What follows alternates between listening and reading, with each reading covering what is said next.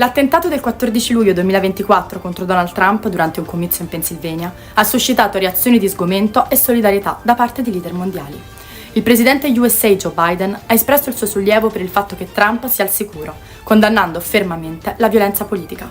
Barack Obama ha sottolineato l'importanza di mantenere la civiltà nel dibattito politico, augurando una pronta guarigione a Trump.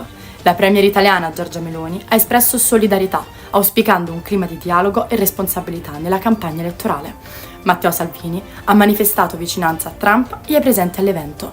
Anche il segretario generale della NATO, Jens Stoltenberg, ha condannato l'attentato, ribadendo l'importanza della difesa dei valori democratici. Il presidente cinese Xi Jinping ha offerto solidarietà a Trump, mentre il primo ministro britannico, Keir Starmer, ha condannato ogni forma di violenza politica.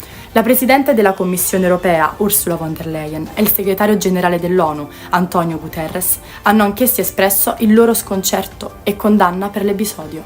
Inoltre, leader di altri paesi, tra cui il premier canadese Justin Trudeau, il presidente brasiliano Luiz Inácio Lula da Silva e il presidente argentino Javier Milei, hanno tutti sottolineato la necessità di respingere la violenza politica e difendere la democrazia. L'ONU ha lanciato un allarme riguardo ai vaccini infantili, evidenziando un calo preoccupante nella copertura vaccinale a livello globale. Negli ultimi anni, la pandemia di Covid-19 ha aggravato le difficoltà di accesso alle vaccinazioni, con molti servizi sospesi o ridotti. Questo ha portato a una diminuzione della copertura vaccinale, esponendo milioni di bambini a malattie prevenibili come il morbillo e la poliomielite. Secondo l'ONU, 13 milioni di bambini nel mondo non hanno mai ricevuto una vaccinazione. Le maggiori difficoltà si riscontrano in paesi affetti da conflitti, povertà e fragilità, dove l'accesso ai servizi sanitari è limitato anche in tempi normali. L'Organizzazione Mondiale della Sanità sottolinea l'importanza di migliorare l'accesso alle vaccinazioni per evitare focolai di malattie potenzialmente letali. Per affrontare questa crisi è necessario un impegno globale per rafforzare i sistemi sanitari e garantire che ogni bambino, indipendentemente dal luogo di nascita, abbia accesso ai vaccini salvavita. Investimenti in risorse e infrastrutture sono cruciali per raggiungere questo obiettivo e proteggere la salute dei bambini in tutto il mondo.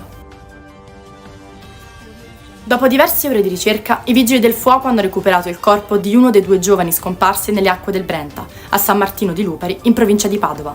La vittima è un uomo di 30 anni di nazionalità romena, che si era tuffato nel tentativo di salvare un 23enne cingalese in difficoltà per la corrente.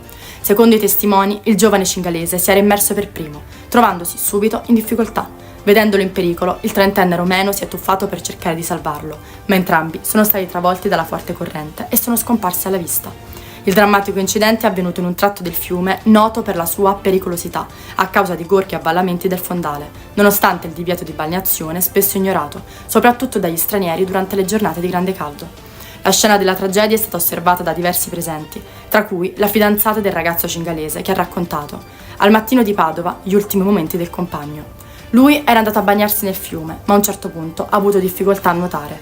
Allora è intervenuto un altro ragazzo romeno che stava cercando di recuperare un pallone finito in acqua. Lo ha visto in difficoltà ed è entrato in acqua per tendergli una mano, ma poi la corrente del fiume li ha portati via entrambi. Un altro testimone ha descritto come uno dei ragazzi abbia cercato di raggiungere la riva prima di essere inghiottito dal fiume. Questo incidente richiama la tragedia avvenuta il 31 maggio sul Nastione, in Friuli, dove 3 amici persero la vita, sorpresi dall'improvvisa piena del fiume. 2 alpinisti sono morti dopo essere precipitati in Val Ferret, nei pressi di Courmayeur. Le vittime, parte di un gruppo di 3 alpinisti, stavano affrontando una scalata quando sono caduti. Il terzo alpinista è sopravvissuto all'incidente riportando ferite, ma non è in pericolo di vita. Le operazioni di soccorso, coordinate dal Soccorso Alpino e dalla Guardia di Finanza, sono state immediate, ma purtroppo non è stato possibile salvare le 2 vittime. Il sopravvissuto è stato trasportato all'ospedale di Aosta per le cure necessarie. La tragedia ha scosso la comunità alpinistica, evidenziando ancora una volta i rischi associati a questo sport. Le autorità stanno indagando per chiarire le dinamiche esatte dell'incidente e per capire se vi siano stati errori tecnici o condizioni avverse che abbiano contribuito alla caduta. Questo incidente sottolinea l'importanza della sicurezza in montagna e l'attenzione alle condizioni meteo e ai percorsi scelti dagli alpinisti. Un recente report della Polizia di Stato ha rivelato un allarmante aumento del 5% nei casi di violenza domestica contro le donne nei primi 6 mesi del 2024. Questa crescita riflette una tendenza inquietante che richiede interventi urgenti da parte delle istituzioni e della società civile. L'analisi dei dati mostra che il fenomeno della violenza in famiglia continua a essere una realtà diffusa e drammatica. Le vittime sono spesso esposte a ripetute aggressioni fisiche e psicologiche, con gravi conseguenze sulla loro salute e sul loro benessere. Le autorità stanno intensificando gli sforzi per combattere questo problema, attraverso campagne di sensibilizzazione, supporto alle vittime e misure legali più severe contro gli aggressori. Tuttavia, è fondamentale che anche la comunità si mobiliti per promuovere una cultura del rispetto e della parità di genere, al fine di prevenire ulteriori episodi di violenza. La lotta contro la violenza domestica deve essere una priorità condivisa da tutti, per costruire una società più sicura e giusta per le donne.